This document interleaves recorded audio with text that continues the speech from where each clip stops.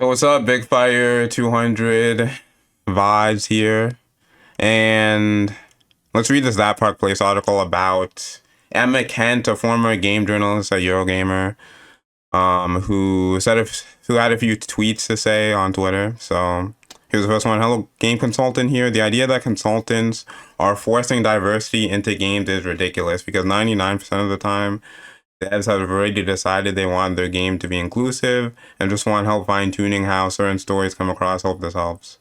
So first things first, I mean, just the fact that she's a journalist makes me, as during the whole Sweet Baby Inc. thing, um, you guys might not know this, but Chris Kindred is the one who really started the war against Sweet Baby Inc.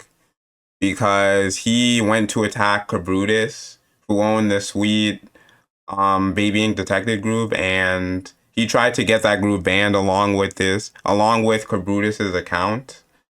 And every journalist reporting on it specifically made sure not to mention Chris Kindred's name because that would have destroyed their narrative that like Sweet Baby Inc. were good guys and yada yada yada, and it would have destroyed like the whole narrative that they were trying to make you think.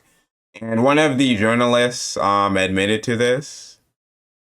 One journalist in particular, I forgot her name. I think it starts with an A, but she even like admitted to this in like private messages.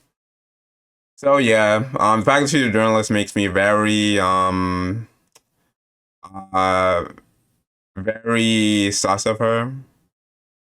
Like it makes me less likely to believe what she's saying, that she's just trying to put in a particular narrative. But even without that, I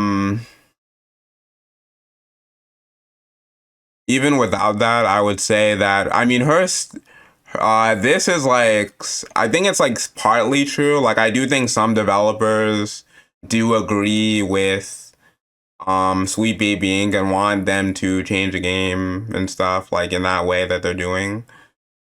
I do think that's somewhat true, but there's a few things in the background going on. First, there's like BlackRock and ESG money. Like obviously, the company wants extra money for their game, so they could just be doing that because of that. Not because they like genuinely actually want to do it, but because of that. The second thing is um diversity in games.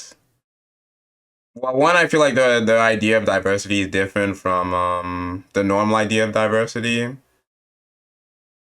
And second, I would say that you don't need a game to be quote unquote diverse to have fun in the game. Most characters you play as, most games you play as, there's no character creator. You just have to go with, whatever race or whatever your character is, and you just go along with it. Like for example, like there's Mario, there's like Sonic, there's like tons of games where you're locked into a certain character and that's it.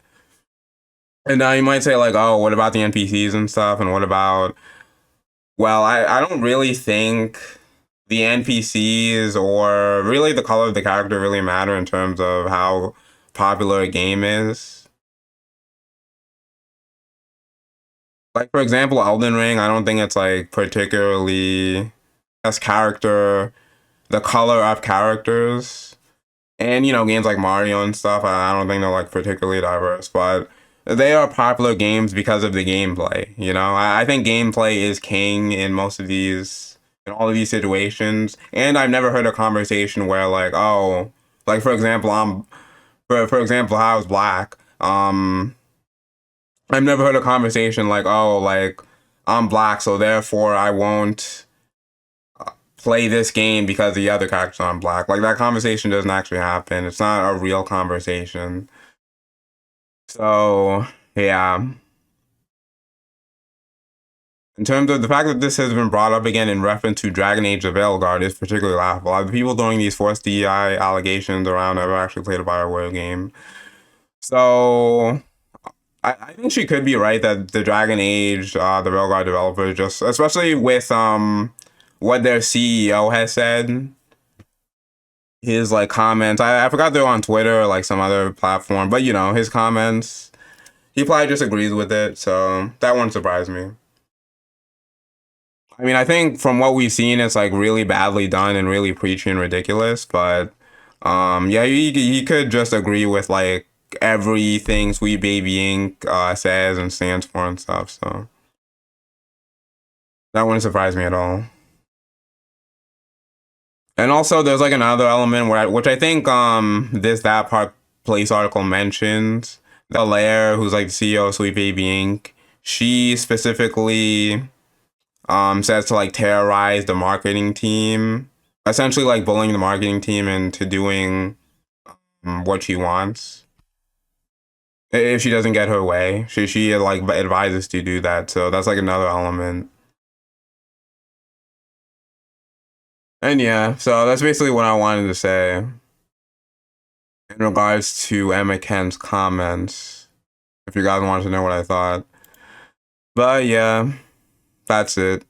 I will see you later.